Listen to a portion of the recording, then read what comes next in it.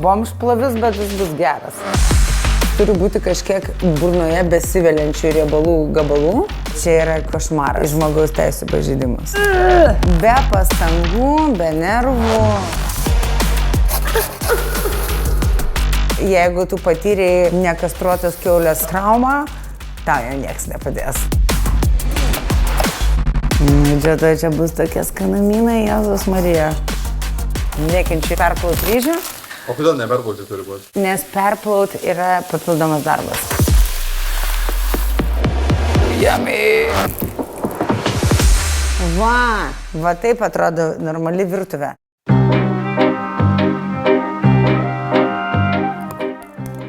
Ką čia darom? Ragaujam pigiausią kečupą, kokį radau.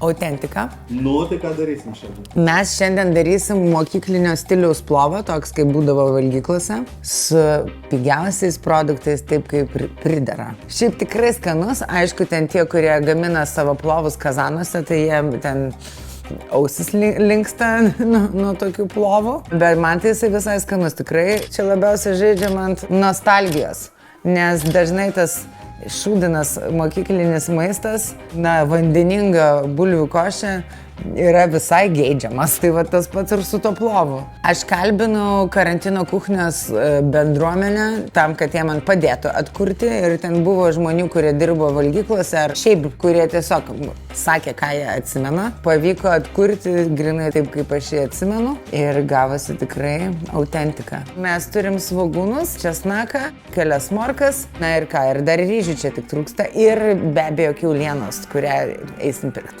Mes galvojame naudoti kiaulienos paslėpsnius. Jo, čia tokia yra augintiniams mėsa skirta. Eisime turgų pirkti, taip, nes turgų pigiau.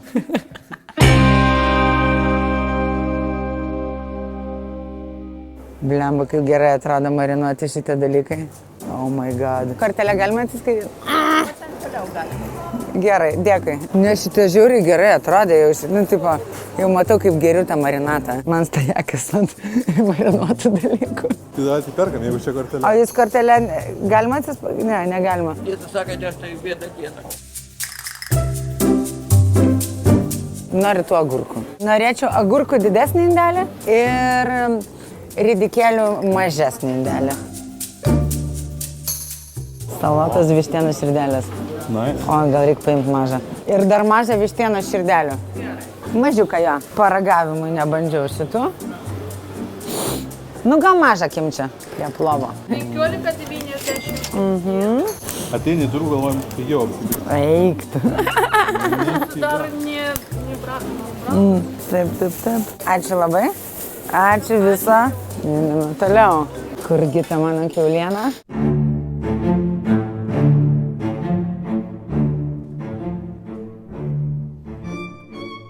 Sveiki. Ar jūs turit kiaulės paslėpsnių? Nu, čia taip. Man reikia mėsos su biški riebaliuko. Tai tada gal kokį gabaliuką šito duokit. Nu, šitas didelis labai, trečdalį kokį. Tada dar gal turit pasiūlyt kokios nors kiaulienos augintiniui. Kažkokios nebrangios, su biški mėsytės, su biški gal kaulą. Tai tada už šitų kauliukų. Gerai, va tai šitą ir duokit man. Va, jo, ir fantastika. 2,45. O draugui? Viskas. Draugas apsės. Reikia draugui dešrelių naminių. Labai skanius, dedat į vandenį. Nu, duokit 2 dešreles, duokit. Čia bus 11,07. Aha. Ačiū labai, visą. Einam ant drinko.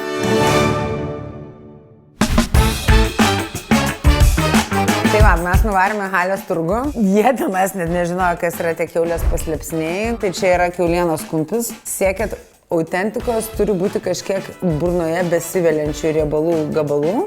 Nes mokykloje ten, kadangi ten tie šudini gabalai, ar ne, papuola į burną toks net neskanus riebalas, toks net šlikštus. Su šita dalimi bandysime jį imituoti. Pardavėja man įsiūlė šitas dešreles. Šiaip žiūrė kvepia. It's good. Nu ir būtinai norėjau nupirkti kažką savo augintiniui. Galima jį panaudoti sultiniui tam pačiam plovui, bet aš bijau, kad jis tada taps per prabangus. Aš galvoju nenaudoti, aš čia galvoju savo mirusiam augintiniui ant kapo uždėti. Sorry, palauk, kapo gi nėra, gi utilizavau. Šiandienos mūsų plovai mes turim pigiausius ryžius, kuriuos aš radau. Gal 75 centai kokie. Pigiausią kečupą, kokį aš radau. Man atrodo iki 2 eurų, bet čia 1 kilogramas. Jaučiu visą šitą galvą sunaudos su česnako, 4 nedideli svogūnai, 4 morkos, keli lauro lapai, juodieji pipirai ir druska. That's it. Manau, kad čia gausis apie 8 geras porcijas. Kiek čia kumpė kilas čia kažkur? Galiu pasvert. 920 gramų čia gavosi. 800 šito. Wow, čia iš tikrųjų net per prabangu. Gal apie pusę sunaudosim tos mėsos. Na tai ką, pradedam nuo morkyčių skutimo. Viena yra bėdelė, kad skustukas sugedo. Aš naudosiu sūrio pjaustyklę. Na, ne taip efektyvu kaip tikras skustukas. But does the job.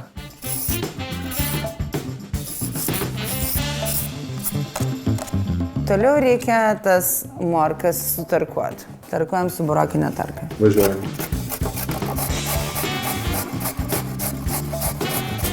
Ai, viešpatie brangiausias.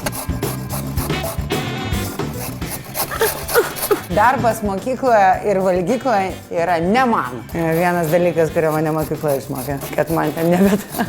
Kaip eina? Dedame viską į indelį. Ir dar noriu savo tinginio tipsą pasakyti. Aš atradau, ne taip ir seniai, iš tikrųjų pati atradau, kad česnakas išsispaudžia jo ir nenulupus. Va, žiūrėk. Nu tai nelupau nieko. Tinginiai yra genijai. Tai aš dabar panaudojau kokias 4 gal skilteles. Svogūną iš tikrųjų galima jį ir tarkuoti arba smulkiai pjaustyti, bet iš tikrųjų aš manau, kad neverta, nes jisai visas ten suirs. Tai aš galvoju, čia nepersidirbti ir pjaustyti tiesiog gabalais. Be pastangų, be nervų, kaip ir matematikos kontrolinė. Ašaras tai jau, o Jėzus Marija. 2 svogūnai. Tai sakyčiau, 2 dideli arba 4 maži. Kokį perikšį naudoji? Japonišką tokį. Master Chef. That's me. Žiūri, juokinga, kai daro receptą ir ten viskas dubenėliuose, ten sudėliota. O jau čia iškepė? Ne. Va taip atrodo normali virtuvė. Ir dar reikia, kad ant grindų valiotųsi.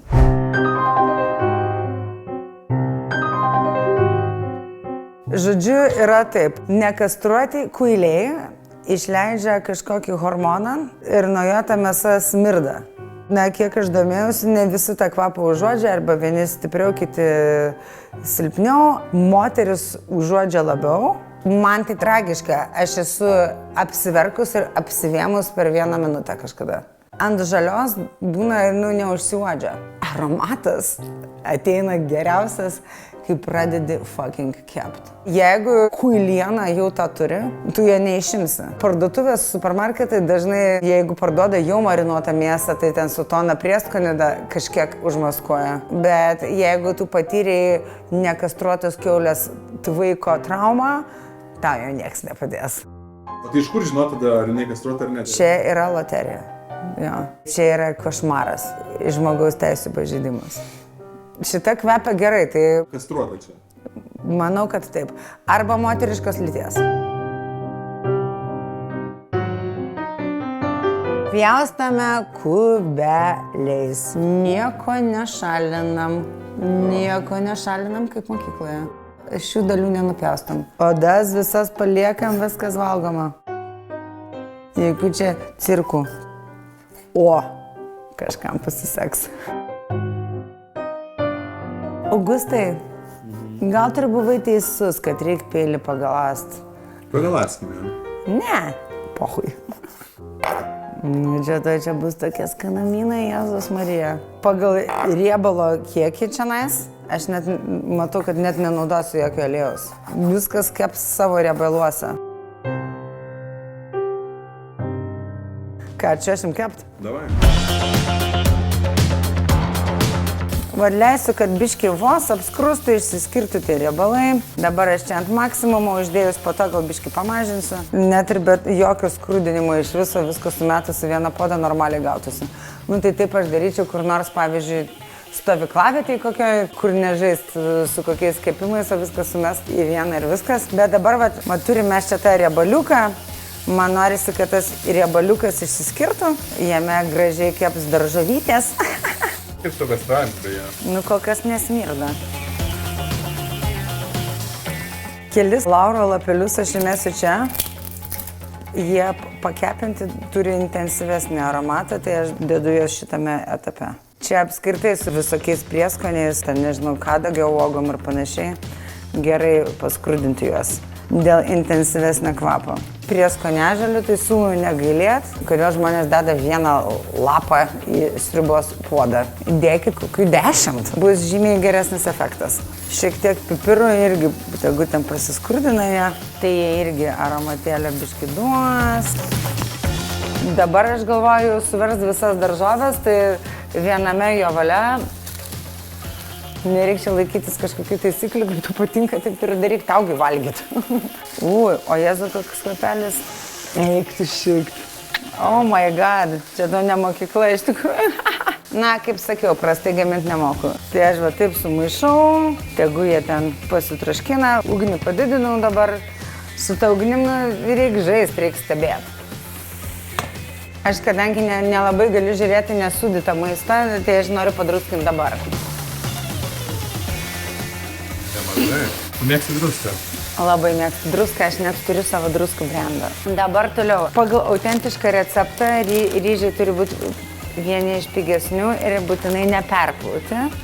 Tai tikrai mes neperplausim, bet šiaip aš irgi nekenčiu ir šiaip perplaut ryžių. O kodėl neperplauti turi būti? Nes perplaut yra papildomas darbas. Ir aš pripilsiu praktiškai visą puodą vandens, sudėsiu visus ryžius ir visą kitą. Ir paliksim čirškintis, traškintis, turi būti pervirti. Mes ne italai, mes al dente nevartojam. Tada visą šitą keptuvę ten sumetam. Žinai, milsėdis. Ja, kažkas panašaus.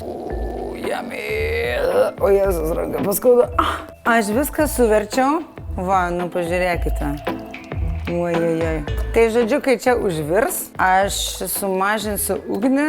Ir kiek laikyti? Palauk, kiek čia parašyta? O, nu parašyta 15-20 minučių, reiškia 30. Nes turi būti pervirti, tai va, aš čia nustatau dabar 30 minučių ir viskas. Spėju, kad šis plovas yra labiau iš privačios mokyklos, tai biški dar į pipiriukų įdėsim ekstra. Ką mes neuždirbam, bomžplovis, bet jis bus geras. Aš jį dabar uždengsiu ir ugnį sumažinsiu.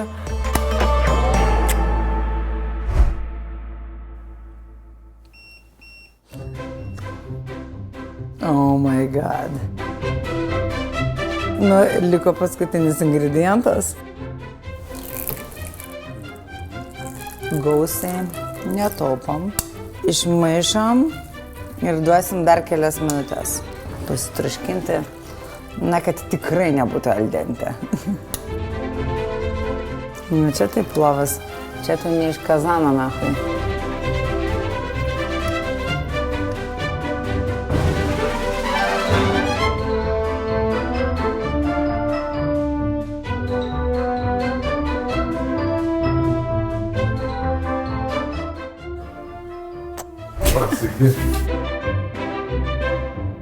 Nori paragauk, prašau, maldauja. Ragausim plovą, nieko nebus, žinau. Ja, prisėsk, žinok. Nu, kazukai, įvertinsi skonį šio patiekalo. Mokyklinis plovas. Šiaip labai skanu. Šiaip plovą jau ne pirmą kartą suvalgau tavo. A, ne? Tai ačiū. Gal nori prie plovo vištų širdelį salotą? Vieną paragausiu. Šiaip aš pavalgęs atvažiavau, čia taip pataikė. Na, praeis. Šiaip mokyklų plovo nevalgydavau, tai valgydavau bandelės su sultiniu pagrindiniu. Bet šiaip aš už plovą, man plovas visai patiko ir visada tai skanu. Ir paprastai gamina šiaip jau. Kazanai čia tik turtingiesiams. Ar rekomenduočiau? Visada. Nes jo padarė daug užtenka. Noriu atkreipti jūsų dėmesį. Prašau. Aš įdėjau tą ingredientą tų riebalų, kurių dažniausiai niekas nesuvalgo, nes yra šlykštus. Pažiūrėkite į šitą lėkštę. 1, 2, 3. Ir dabar tai yra autentika. Ačiū tau nors už tai,